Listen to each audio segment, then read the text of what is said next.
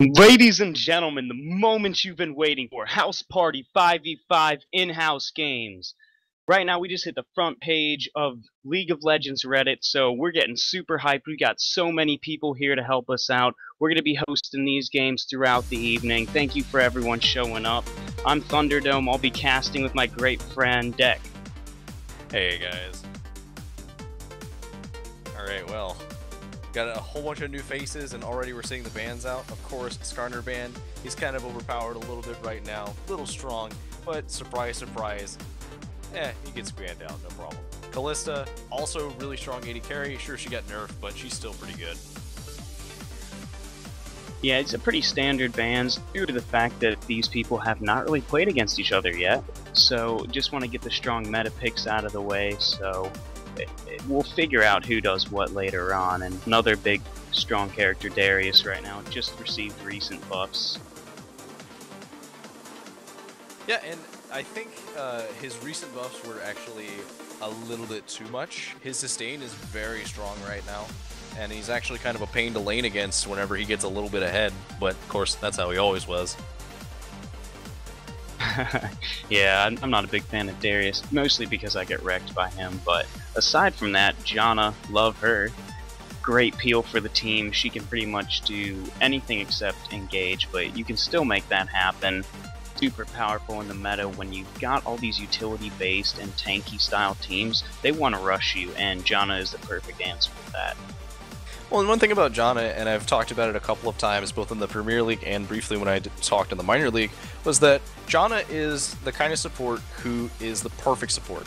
She's the strongest support, not because she is good at one thing or another, but because she is really good at covering up mistakes. We do see the Aurelia ban and the Azir ban, very common bans, and the Insta-Lock Ribbon. Oh, I'm excited. Ribbon's always a great character to watch. Just the pure mechanical skill behind her almost gets overshadowed by how flashy and amazing her plays look when executed correctly. So, always a bonus to see that. And Gragas and Braum, two great tanks, strong at disengage, strong at engage as well, and will definitely make the late game scaling of your team perfect. Yeah, and the thing about Braum, and I've talked about it before, is that I actually feel that he's kind of like a mid to upper tier tank support, but he does fulfill a role that is really hard to kind of counter, which is he's really good against poke comps. And he also has a very good knack for being able to force initiates. If he lands a Winter's Bite, all it takes is one strong Winter's Bite, and suddenly they're initiated on, they get stunned. Potentially they die. Gragas, on the other hand, is really strong because of his utility as a tank. Sure, he could do a lot of damage if you build him that way, but more importantly, his ultimate can be used as both initiation and a disengage tool, and it also can do quite a bit of damage if you're not careful. We do see the Echo in the Vayne locked in, Vayne being a little bit popular right now, but Echo is probably going to be going tank Echo in the jungle, but we'll see. Yeah, that's his most powerful role right now. He can do top lane and mid lane, but as a tank he has such many ways to gank the lane, as well as flank the enemy team. And when you're going up against a tank team, it's kind of hard to get to their carries if you're setting up for a full 5v5 head-on. And Echo brings in a flank style in which you can jump on the carries, and his ultimate is perfect for popping right back out of the fight, or at least controlling the zone, giving your team the positional advantage.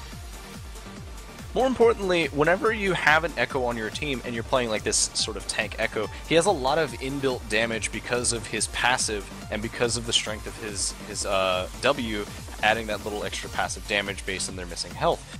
More importantly, he is really hard to kill once he gets a little bit of tank, because he's very mobile, he has a very strong ult that gives him a lot of effective health, and he also gets a lot of opportunities to use the parallel convergence as a very strong shield and stun.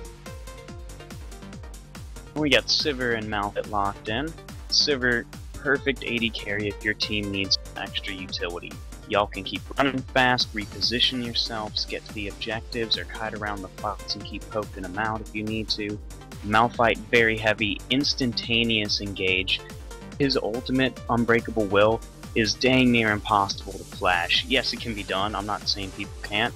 It's just extremely hard to do that on a reaction, so it makes your engage surprising to the enemy, and then you get that jump on them.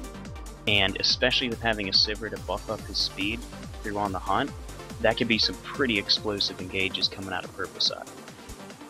Yeah, and it's kind of a common Sivir comp thing. We see a lot of various champions who can either dive in or can disengage, and I do like the potential Shen pick, particularly because if he takes teleport, then he is able to kind of follow Malphite when he goes somewhere and then go back somewhere else. As for the Orianna, for what the team comp they're going for right now, they have, on blue side, there's this nice little kind of like a brawly bruiser fighting team. They all want to be really close in. I say bruiser, they're not really bruisers. It's more of a team fighting comp of once we go in, we're ready to fight. And on And they want purple to side, stay in. yeah, they want to stay in. And on purple side, we've got this nice, like, kind of engage, disengage combo of, well, we can do a little bit of damage, and then we can back out, and if we need to, we can, like, hard engage with the Malphite, and then pull away using Braum's ult, or Gragas' ult, or even Sivir's ult. Not to mention, Ahri can hop on the outskirts of the fight, jumping in, doing some damage on key targets, and then hopping right back out to safety. And their whole team comp revolves around this hyper mobility. Whereas blue team, they've got Shen to protect, I would assume Vayne or Orianna, who might be getting the focus, because Riven's going to be trying to dive on the carries. She might be a little bit overextended due to all the engage on purple side, so Vayne and Orianna are usually going to be the focus when it comes to that. So having extra zone control with Orianna was going to help out significantly. And one thing to look at, it looks like they're actually going for the Shen support. I'm not sure why I even said that it was going to be a Shen top. They did already pick a Riven, but Riven against Malphite, it's kind of a weird matchup, because the thing about Malphite is that he kind of scales by building armor anyway, and Riven wants to win really early. Well, Malphite is perfectly content just fighting near his tower, and if you decide to dive him, he's kind of tanky early. You can't really just kind of kill him. So it's really going to come down to whether or not this Riven can get the advantage, and once she does gain the advantage, she has to hold that advantage. Absolutely, that lane is going to be relying on Riven to snowball to help carry that, but Malphite, like you mentioned, has so many tools in which he can just sit back and farm, and he'll be relevant even if he's not ahead, due to his innate tankiness. There's a lot of blue teams going to have to outplay purple side. It's a lot of solo skill type champions when you look at Riven, Vayne, Echo, which definitely can still work very synergistically as a team, but purple team has built this monstrosity of a 5v5 composition. I could almost expect to see Shen or Riven try to split off and create some cross-map pressure to avoid a full 5-on-5 fight if they can. See, the thing is that with blue team, I see a team where if they get ahead, it's going to be really hard for them to fall behind, because they're all really snowbally, they're all very strong in their respective positions. But for purple team, if they get ahead, they do still need to be careful. They need to be careful very much so, because if, for whatever reason, Vayne gets kills, if Riven gets kills, if Orianna gets kills, then suddenly you now have to focus on that person, and they don't really have anything that just says, I'm going to focus this one guy. They have, we're diving in. Yeah, they're going to have to play it pretty safe with how many dive people they have, because Gragas and Braum have such excellent disengage and lockdown potential that if Riven or Echo goes in too far ahead of their team, they're going to be easily focused down by the rest of Purple Side's members.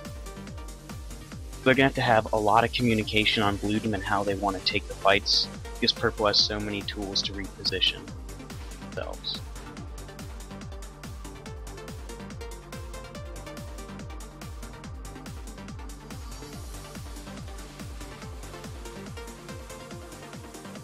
Alrighty, so we're about to get into the game soon. Just a little breakdown of what we do here at House Party 5v5. Right now you're witnessing one of our in-house games. So we take all the members in the community from the in-game chat room, and we have them participate in these 5v5 custom games at their own will throughout the week. And it's a great way to find people you like to play with, and it's also another tool for our captains for our tournament games in our minor league and Premier League series to find extra players for their team, or for individual players coming into the community to start teams themselves. Our Premier League is in the final stages of their Season 4 tournament.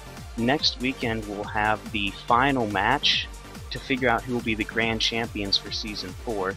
Our minor league just finished the first season a couple weeks ago with a great turnout, and we expect to see these two grow immensely with how many people have actually shown up these last few days to start playing.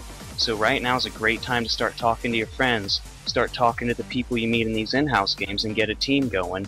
And you can apply for captains on the Reddit page as well. We've got a bunch of links on there to help y'all out. If anything, message any of our admins or just ask in the in-game chat room and we can help you out. And we're loading onto the Rift right now, so we're going to take a quick break. We'll be right back with you in a few moments.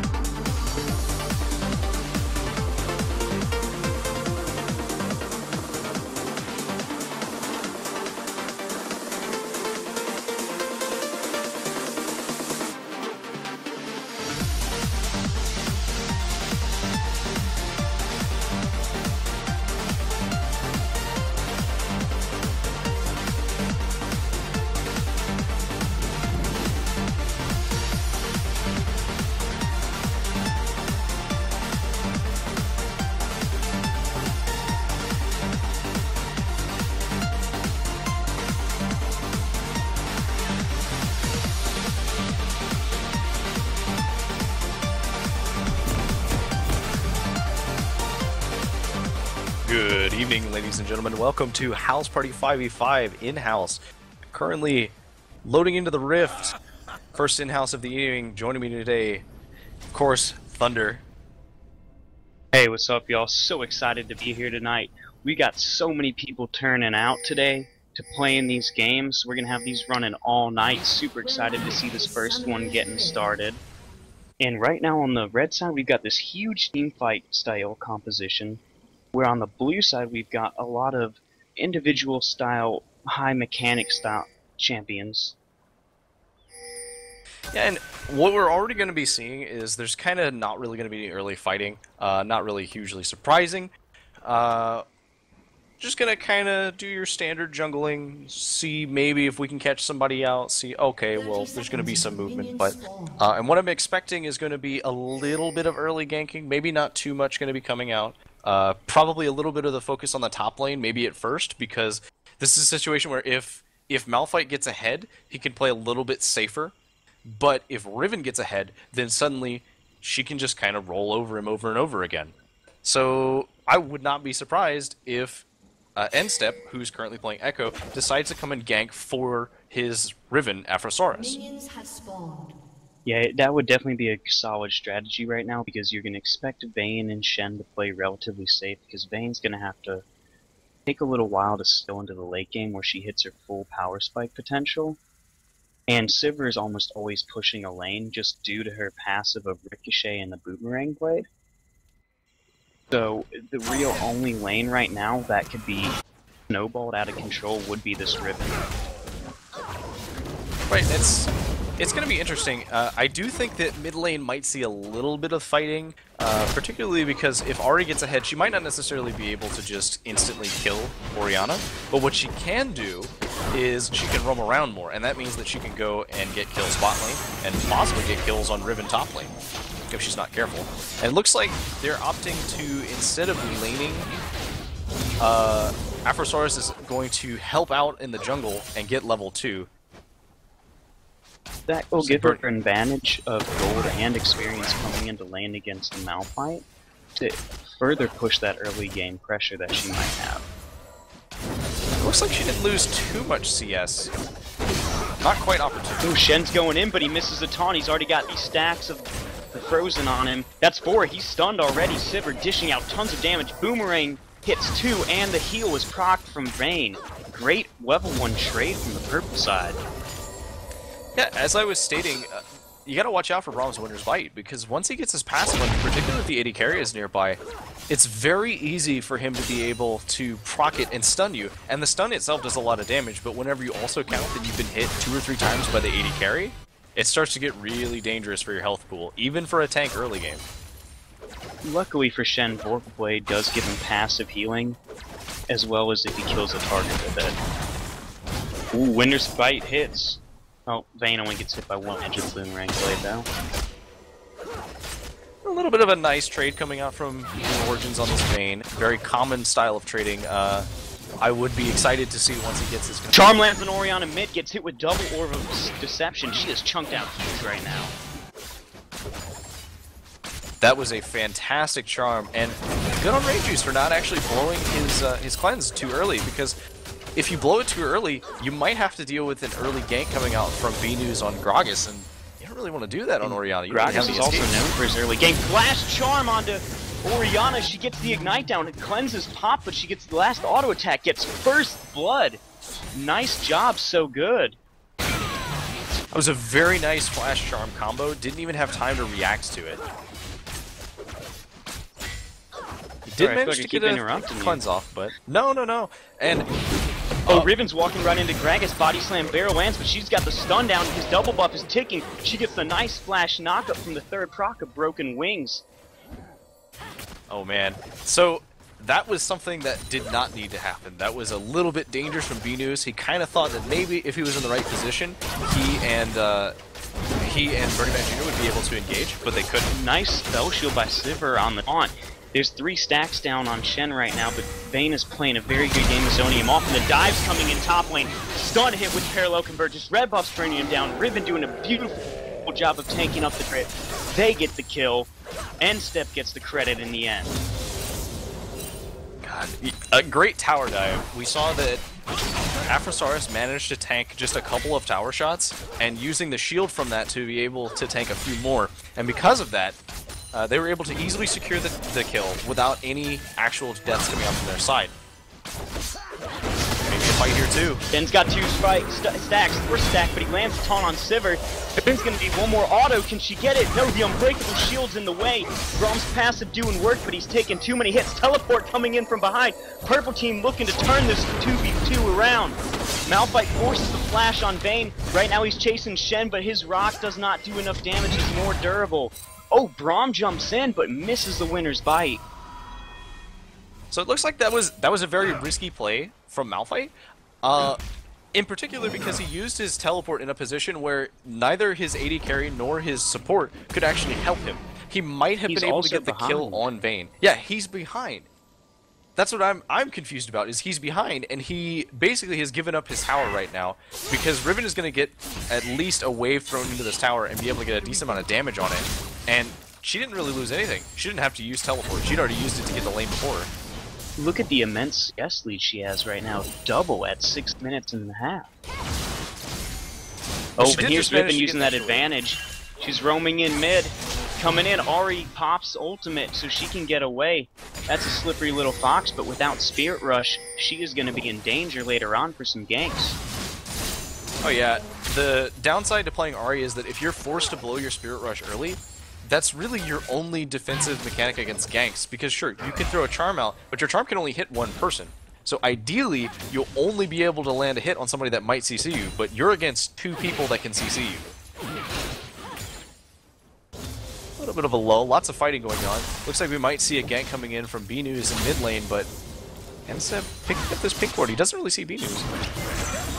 I don't think Gragas wanted to show who he was there, even though he knew it. Parallel Convergence lands, he's got 3 procs down, he comes Orianna. That's going to be a relatively easy cleanup. Charm goes wide, Shockwave hits 2. Beautiful move by Rangejuice, but can they chase Gragas down? B-News running for his life. Echo jumps in, Time Winder's out. Can he get the 3rd proc? He does! He comes over the kill, but the turret damage is taking. He sticks around for the shield from Parallel Convergence. Time Winder's down, slowing Ahri. 1 more damage. Here's Sivir. Black Jesus picks up the kill on N-Step. Vayne's got 3 procs. Here's the stun. Heal busted. Boomerang Blade hits, and she's already charmed back in from Ahri. Double kill. And Black Jesus is back in the game. Snorage. I think, yeah, Snorange. Excuse me fumbling there, but beautiful play by them. They're back in. Riven going in on Malphite gets the knockup. They So say something about that can't hurt fight rock. was that it was kind of weird because they looked like they were winning it for a little bit, but then they overcommitted. Oh man, willing to die. Oh my god, she's got that. Hands down.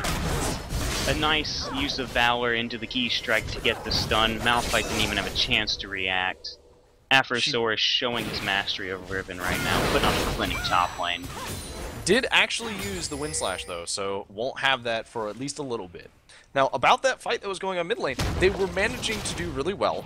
They managed to get a kill, and were possibly going to get another one, maybe, but the dive went way too far, and N-Step didn't level up from that. And because he wasn't 6, he couldn't use his ult to get out. Oh, that's a very key point to bring up as well. The experience is so crucial in this early game. And if you don't have that extra stat boost, let alone the ability to use your ultimate early on, you're at a serious disadvantage when it comes to fighting against the other team. We'll see what ends up happening with that. They did manage to get 2 kills onto Black Jesus, but I don't know if that's going to be enough. He is barely ahead, and we do get a pause. Looks like there's going to be a little bit of an issue, but just talking. Pause. And it's not a house party game without at least one pause. We'll talk a little bit about the builds, though, because right now, if you just look at Afrosaurus on this Riven, he's got quite a bit over Malphite. I mean, that's so much extra AD. And with the Brutalizer, because all Bernie Mac Jr. has is a Ninja Tabi, there's not really much that he can do besides, well, kind of hope that he gets a little bit of CS. But as we've already seen, Afrosaurus is totally willing to dive into the tower to get him. Oh, absolutely. Riven's high mobility in her kit allows her to get in and get out super easy. Diving's not a thing when you're up 28 CS, 2 kills and an assist. I mean, that's free gold sitting in the form of their top laner. I'd like to see her translate that advantage to help out the other lanes and kind of snowball Vayne or Orianna as well. It's definitely going to be down to how she decides to transition into the mid lane phase or the mid game phase, because really, normally what you end up seeing with a Riven is they'll go for a Brutalizer early, and then they will upgrade their longswords into a Hydra, because that allows them to interrupt some of their other animations. Now, whether or not he's going to do that, I'm not entirely sure, but we'll see. Talking about the mid lane, though, we do see currently Rain Juice on Orianna decided to go for the double Dorans build, which is a little bit, I guess I would say, riskier. It is gold efficient, and it does help you out if you're a little bit behind, because you don't have time to actually build towards things that you really need. On the other hand, So Good is actually really close to being able to get a Morellonomicon, and once he gets that Morellonomicon, that's a huge spike in terms of what he can do. That's a lot of CDR, that's a lot of mana regen, and that's a pretty hefty amount of AP. It's going to open up the lane for So Good to push it. Yes, Orianna has very good wave clear, but if So Good gets the initial push, she can go roam a lot quicker than Orianna can respond to the wave and move. And moving down to the bot lane, we do see actually that Vayne is currently ahead of Sivir. Good on New Origins for being able to keep ahead, despite the fact that they haven't really been the aggressors. They have been doing a little bit of trading, but a lot of the aggression has come out from Snorange on this Braum, because every time he lands a Winter's Bite, Black Jesus is immediately in a position to be able to maybe not necessarily proc the passive, but get him in a situation where they are really close to proccing the passive and forcing them back. However, because we see Tiggy on the Shen, one thing you gotta keep in mind is that Vayne is actually really good paired with Shen, because if Shen taunts somebody near a wall, Vayne can get in a position to be able to condemn into the wall and prolong that CC. As well as Vayne having those duelist capabilities and slight assassin tendencies, Shen also has Stand Beside Me, which will buy Vayne a couple extra seconds of time because of the shield he can provide her. Exactly, and even though Black Jesus did manage to get 2 kills there, because of his deficit in CS, he's actually still only barely ahead in gold. He's only about 200 gold ahead. I'm also going to take a little negative perspective here. I don't like the Berserker Boots buy this early on. He needed to have damage to help force Shen and Vayne out of lane. And yes, attack speed does let you do more damage, but you need base AD for attack speed to start scaling off of first. Yeah, and I think the mindset there was that, okay, well, maybe I'm going to need to be moving around a lot more than normal because I'm up against a team that's going to be trying to fight a lot. So potentially the Berserker's Greaves will help out a lot whenever he manages to get his ult off cooldown. He hasn't actually hit level 6 yet, but whenever he does hit level 6, because he has the boots, he'll be able to chase down New Origins a lot better than New Origins will be able to chase him down. And he'll be a lot harder to chase down because currently the only person on their entire team that can keep up with him is Shen, because Shen bought mobility boots. Fair enough. Although Riven and Echo do have a lot of gap closers as well. This is true. Assuming they come down bottom lane to fight, but Echo being jungle, we're bound to see him there eventually. Well, the real question is whether or not he's going to put emphasis on the dragon right now, because currently, he doesn't really have much reason to go top lane. I mean, Afrosaurus is already winning on his own. There's not really much that Bernie Mac Jr. can do to come back from that, besides having a little bit of help from either the mid laner or the jungler. And I don't really see that coming anytime soon, simply because mid lane and bot lane are only barely ahead. As we see, currently So Good has 1 kill and 2 assists over Rangeus, and that only really translates to about 500 gold. That's a lot of gold at first, but when you think about it, that's really only about a tome's worth, and he has bought a tome. Alrighty, we're back in after the long pause. Thanks for your patience, folks. Already getting a nice little bit of poke down. And Riven using her extreme advantage to zone Malphite off. Nice charm lands on Orianna. Foxfires whirling around, Orbs of Deceptions flying out, Spirit Rush is going after her. So Good picks up the solo kill on Rangeus, making it look easy. That was a really, really good use of the Spirit Rush, because he threw the ball out, and Rangeus managed to dodge the first pass of the ball, but he used the Spirit Rush proc to reposition. And because he repositioned, he was able to pull it back. Oh, Shen flash taunts beautifully and catches Gragas. However, he throws the explosive cast out and disengages the fight. Flash for ult, good from him. Oh my god, flash charm lands onto Echo, but we're not sure if that's the target he wanted. Glacial Fissure is down. Vayne's cutting around the edges, but picks up by So Good. Echo's getting killed right now. Double kill. So Good is a monster right now. Is this the triple? No, they're going to share it with the 80 carry Black Jesus. Unfortunately, right now, Afrosaurus looks like he is AFK in the top lane. Not something you want to see. That easy team, well, not easy, but that well-fought team fight for purple side is now going to translate to the dragon. Well, it's a nice show of respect, because as we see, Malphite is not actually taking the kill. He could, but he is not. So he is just going to use this opportunity to get some free farm. So about that fight, we saw So Good had fantastic positioning. He landed a very nice flash charm. Sure, that might not have necessarily been the target he wanted, but he was able to do a lot of damage. Shockwave is down! Rangeus trying to get back in this game, and it's double orb deception, instant spirit rush into ignite. That's a dead Orianna. She tries flashing in to make the last ditch effort, but blue buff and red buff gonna hard to combat that. And unfortunately, the attempt there was to get a nice shield onto himself so that he could flash in and do command dissonance, and that would have actually been enough damage to kill So Good. But unfortunately, he had ignite and an auto attack heading towards him, so he flashed in and immediately got hit and he died. Thus far, really good play from So Good. Do you think that maybe in future games we might actually see targeted Ahri bans? With this performance so far, I could see that happening. However, he has gotten snowballed. I'm not trying to take any credibility away from him. He's played extremely well in positioning, rotating with the team, and the one-on-one mechanics. But at this point, I don't know if people are going to be looking strictly for target bans because everyone's so new. They might just want to take out strong meta picks. That's reasonable. The strong meta picks are usually the easiest thing to target anyway, because for things that people are really good at, they require a lot of practice. But for some things, you don't have to practice some of the really good meta picks. Skarner, I've seen people who have never played Skarner. They'll pick up Skarner and just suddenly be really good. Orianna's receiving a gank right now. Body slam lands. Instant explosive cast knocks her away from the turret. Out of the Orb of Deception, but So Good's got so much mobility, that's an easy target to catch. And they're going in on Vayne. Braum has his unbreakable will out, but a beautiful double taunt from Shen is going to kite it off. And here comes the shield. Vayne flashed in for Braum. Doesn't get it. 2 stacks on Sivir. She pops Seal and Flash to get away.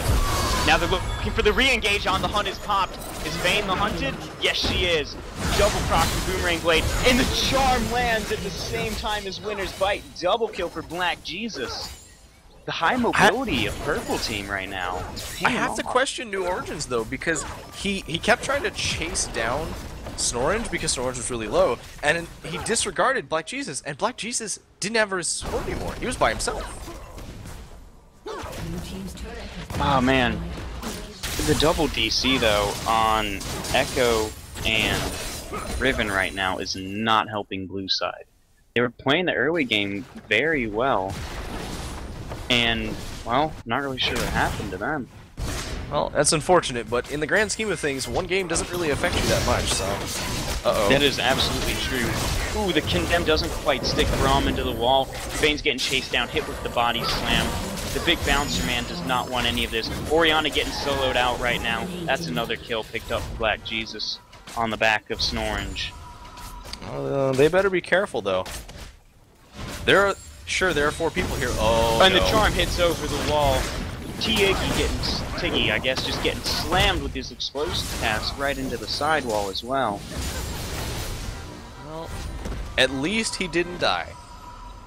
He did block it for Vayne, because if Vayne had been hit by that, that would have been certain death. Oh, absolutely. Vayne does not have, well, any defense early on, per se. At least not. I almost think that Vayne taking the heal is a bad decision. I think that he should have taken the charm lands on Vayne. Uh-oh. Instant Ignite, plus Foxfire, plus Spirit Rush. Oh, is he able to dodge it? A beautiful flash to redirect the Orb of Deception. Unfortunately, it's not enough damage, though. It's not quite. Now, here's the thing. I'm thinking target ban. I'm thinking target ban, yeah, definitely. Like, if you don't ban Ahri against this guy, come on. Case in point, this guy's apparently pretty good at Ahri. But I don't know. I think, as I was saying, I think New Origins probably misplayed by taking heal. He probably should have taken cleanse, because if you look, there's so much CC available on red side. Like, they have the stun from Braum. They have the charm from Ahri. Even Gragas has a decent amount of CC. It's not CC that you can remove with cleanse, but you can reduce the duration of it. Oh, spell shield onto Shen's taunt. He's now a sitting duck in the middle of their team. That's 4 stacks of stun. Also gets hit with the Glacial Fissure as well. So good coming around the side, using that fed Ahri to get some kills. Shockwave absolutely whiffs, unfortunately. And red team pushing down another turret. Well, he thought he had good positioning, but unfortunately the ball was in between the entirety of the enemy team and was not actually on anyone. Just gonna go for this easy tower push. Not really much that they can be contested for. Minions will be. And here's the minion wave. Echo going in, parallel convergence and timewinder out, but it's just enough to stall him. I don't think he's gonna be able to make anything meaningful happen 1 versus 5. And Echo is now officially back. We see him running around. However, Charm lands onto Shen. He taunts the second part of the Orb of Deception. Gragas throws an explosive barrel, but it goes wide. It was a nice try. He thought maybe he'd be able to knock him close enough, but not quite. Oh, he's going in. That's like a little bit of harassment. I think he was mostly just trying to scare him back a little bit, like, haha, you wouldn't possibly engage on us, would you? This could be dangerous for Echo. He's face checking into Ahri, but she is kind of low, so...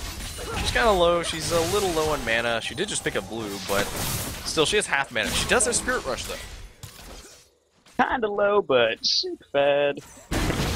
Yeah, kind of low, maybe, but, you know, it does have, like, 7 kills. And Dragon number 2 going over to red side.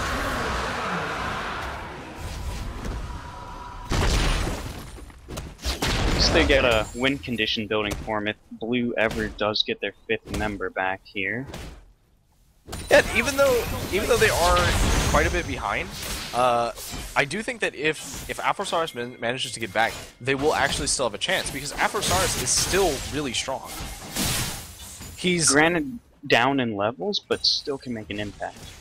Well, that's the thing, though, is that even if you're down in levels, there are catch-up mechanics for XP if you're far enough behind. The minions will give you more absolutely, XP you're right. because they are worth more. Ari going for the dive. Charm goes really wide, but it's more of a zoning. And just kind of pushing down this tower, deciding to rotate up top lane, and really that's the best thing they could have done. They do have a bot lane wave building. They might end up heading down that way next, but I am thinking it's more likely that they're just going to leave it as sort of a bait. And Oriana's getting... Oriana's just taking a nice little smack of damage, backs up a little bit, you know, no problem. But as you were saying about the wave being bottom, that in correlation with the supers in mid lane is keeping New Origins, their AD carry, completely locked up with wave clear right now. Oh, the barrel knocks Echo a little bit farther away than they would have liked to. A nice condemn that puts Braum into the wall, but Ari's here to do some damage. Gets caught on the edge of the shockwave. Shen's using his ult to protect his teammates, but is it enough? Red team is massive right now, and they are cleaning up despite the hypermobility, allowing them to stay alive. A beautiful Spirit Rush into Charm. The cleanse is out, but Ranju still gets picked off in the 0.5 seconds of CC. Jeez, that was pretty intense. We did see that, although they got a really good pick on this Orange, because they knocked him away, they were unable to actually capitalize on the fact that he was stunned. They couldn't actually follow up with very much, and that meant they had to put themselves in a bad position. And of course, Ari being ahead took advantage of that and decided, I'm just going to want the damage. Alright, is this blue team's last stand? Shen gets the second two-man taunt, but he's dropped almost instantaneously. New Origins and N-Step trying to do what they can, defend off the offensive capabilities. Oh, and he gets a kill from the turret. Black Jesus is down. He thought he was a little Body bit safer slam than he lands on the actually Vayne, but he's getting focused out by two members. He flashes out, but is it enough? Ari waiting around the corner. There's the charm. There's the kill. So good. Well, he's so good. When suddenly you got baited. Everybody's hiding behind a wall. What can you expect? Okay, this Ari is something different. Every single charm is landing today.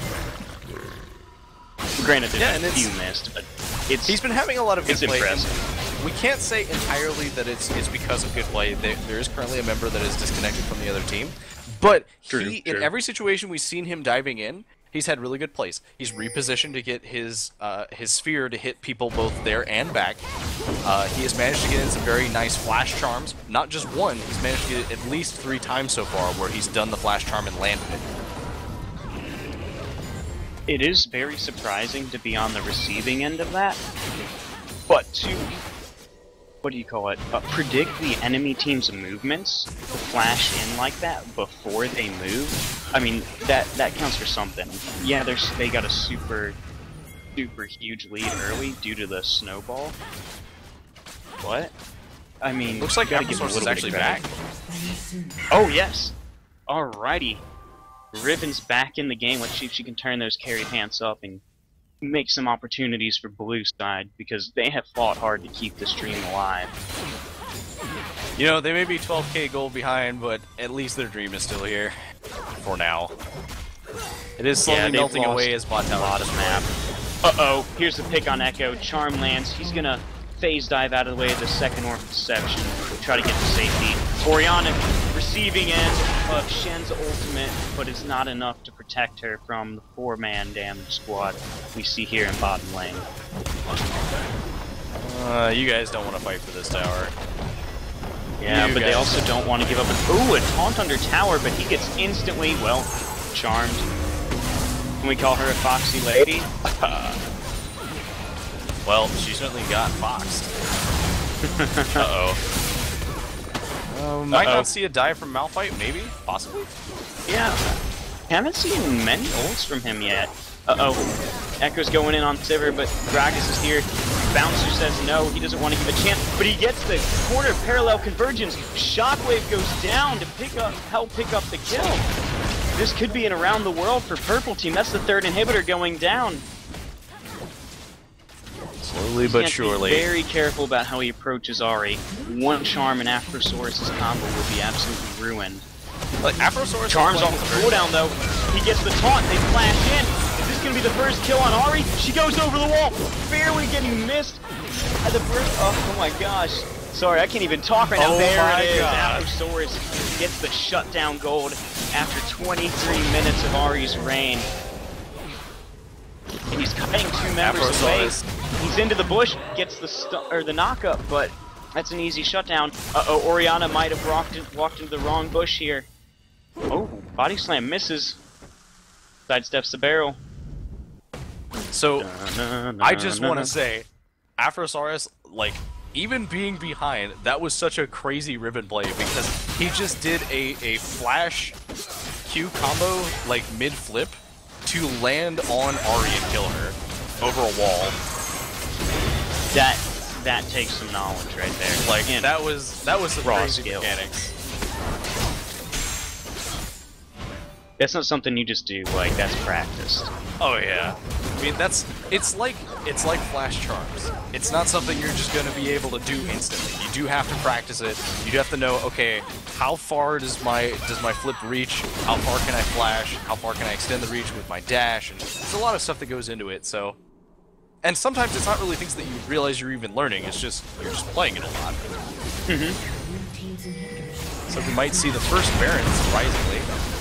Yeah, they've got a huge tank squad. They've got good carries with them. They do not have stun because B News is a little bit far behind. However, that's just going to be a 2 versus 5.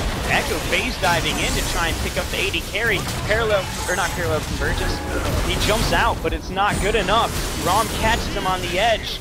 Ari's on the chase. That's one quick Fox, and she lands the charm. One more proc. There's the stun. Can Echo take out a consolation prize on the way home?